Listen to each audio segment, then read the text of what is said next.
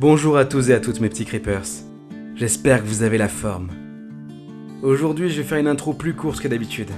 Mais c'est que la vidéo est relativement longue. Je tenais juste à vous remercier d'être toujours là au rendez-vous. Je lis tous vos commentaires, vos mails, etc. Et cela me fait vraiment chaud au cœur. Sur ce, je vous laisse à votre étrange rendez-vous. Vous êtes prêts ? C'est parti. Vous savez pourquoi vous êtes là, n'est-ce pas? Oui, monsieur Owens. On fait cela tous les ans. N'y a-t-il pas moyen d'abréger toutes ces procédures si ennuyeuses ? Monsieur Shepard, n'oubliez pas votre place. Pour vous, cela est et cela restera Agent Owens. Me suis-je bien fait comprendre? Tout à fait, agent Owens. Bien, reprenons. Expliquez qui vous êtes et enchaînez avec votre rapport de mission concernant l'enquête L6Y9O8N. Très bien. Je suis une unité dite libre. Autrement dit, je ne dépends pas de l'agence. Je suis payé pour visiter, catégoriser, voire régler les problèmes d'ordre magique ou démoniaque. Je vends mes services aux plus offrants, que cela soit des femmes qui sont convaincues que leur mari a été enlevé, des entreprises qui ont peur d'avoir été maudites par la concurrence,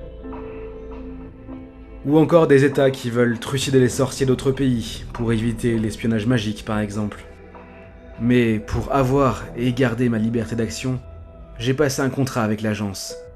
C'est comme cela que tous les ans, je leur dois une mission. Mais cela, vous le savez déjà, n'est-ce pas ? Poursuivez, Monsieur Shepard. Bien. Cette fois, j'ai été envoyé enquêter sur une ville étrange. Il y avait des rumeurs disant que des gens y disparaissaient. Des animaux y étaient sacrifiés, etc. J'ai eu accès au témoignage d'un survivant qui décrivait l'endroit comme étant une sorte de purgatoire. À vrai dire, il n'a pas pu dire grand-chose à l'agent qui l'a retrouvé. Il est mort quelques minutes plus tard d'une hémorragie. Bref, je savais que cela ne serait pas des vacances. Mais je ne me doutais pas encore de quel merdier ça allait être. Accéder à cette foutue ville n'était pas chose aisée. Il fallait rouler 3 heures de nuit sur une route sinueuse. Pour couronner le tout, fallait que je le fasse phare éteint. Ainsi, un fantôme devait apparaître sur le siège d'à côté et me supplier de ne pas y aller. Et il est apparu, ce fantôme. Ouais. Étranger, tu ne dois pas continuer ton chemin. Attends, Lisa, c'est toi ? Oh putain, Shepard, mais qu'est-ce que tu fous là? Attendez, vous voulez dire que vous connaissiez le fantôme? Bien sûr. Elle a même été mon indique dans une mission précédente. Mais si vous le voulez bien, j'aimerais terminer mon rapport le plus vite possible. J'ai une autre enquête sur le feu. C'est plutôt à moi de te demander ça. La dernière fois que je t'ai vu, tu hantais le marais des peines perdues. Oh, tu sais ce que c'est? J'étais bien dans mon petit marais. Je récoltais l'essence de peur pure de ceux qui venaient tester leur courage. Mais la rumeur s'est répandue que je t'avais servi d'indique. Alors l'ombre qui me supervisait m'a muté ici. Aïe. Ils sont tous sur les dents depuis l'affaire du dévoreur, n'est-ce pas ? C'est surtout à cause de... l'étranger. Personne ne veut être celui qui devra gérer son retour. Je préfère qu'on évite d'en parler pour le moment, si tu veux bien. Chaque chose en son temps. Tu sais des choses sur la ville ? Non. Et même si je savais, je ne pourrais rien te dire cette fois-ci. J'espère que tu comprendras. Cette fois, j'ai été mutée ici. La prochaine fois, qui sait ce qui m'arrivera si on sait que je t'ai encore aidé ? Puis, elle disparut dans une fumée blanche. Lisa était beaucoup de choses, mais elle n'était pas lâche. Si elle a si peur des conséquences, c'est que les gros bonnets du monde des esprits devaient vraiment être sur les dents. Mais je n'ai pas eu trop le temps de me poser des questions. Je suis arrivé en face du panneau m'indiquant l'entrée du village.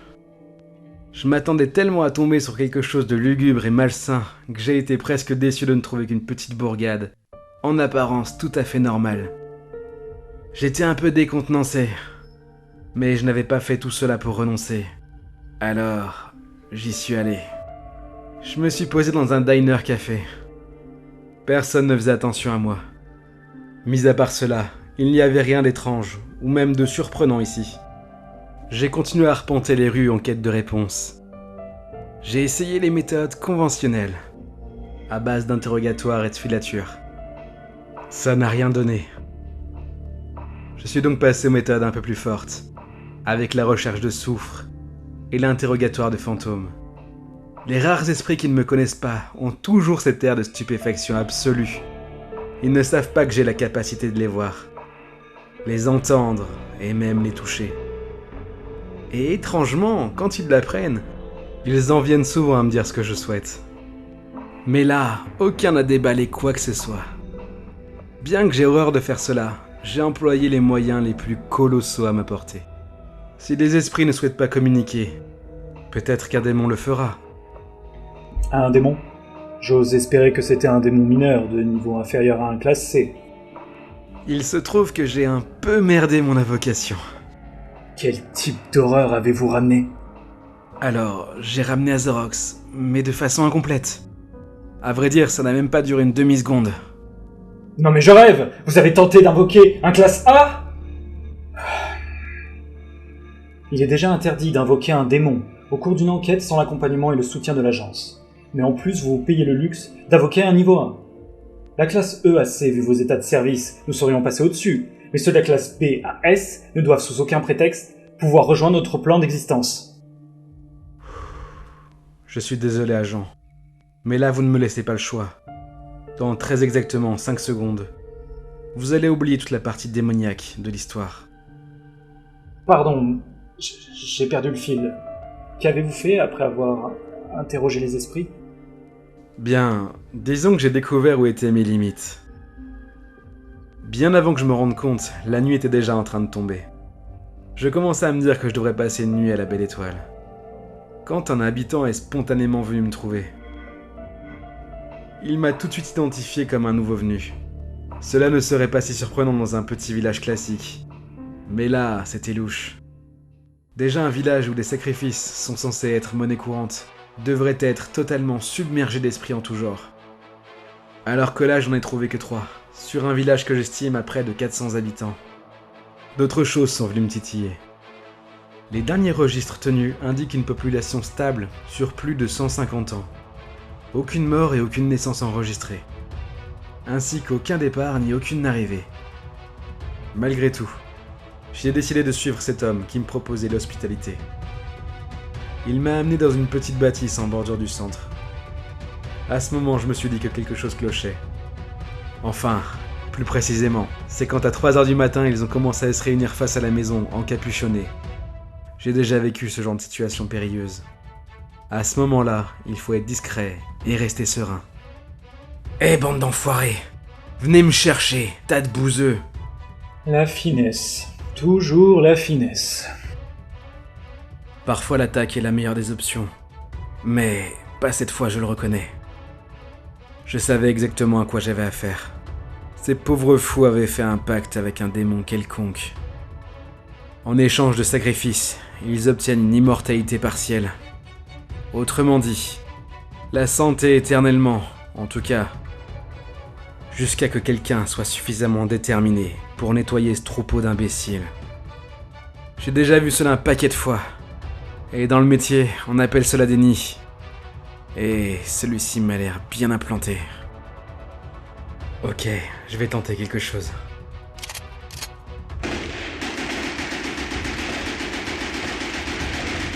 Soyez purifiés, bande d'abrutis. Vous avez sacrifié vos putains d'âmes contre du vent. Mais voyez-vous, agent Owens, à ce moment-là, j'avais encore comme un arrière-goût dans la gorge. Et elle est apparue.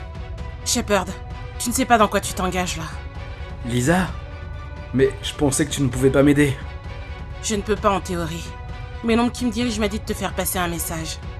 C'est ce soir que la lune saignera aux 4 vents. Le dieu malvenu passera ce soir prendre son dû. Il m'a dit que cela devrait te convaincre de quitter cet endroit. Oh oui, message reçu. J'ai arrêté de tirer à ce moment-là.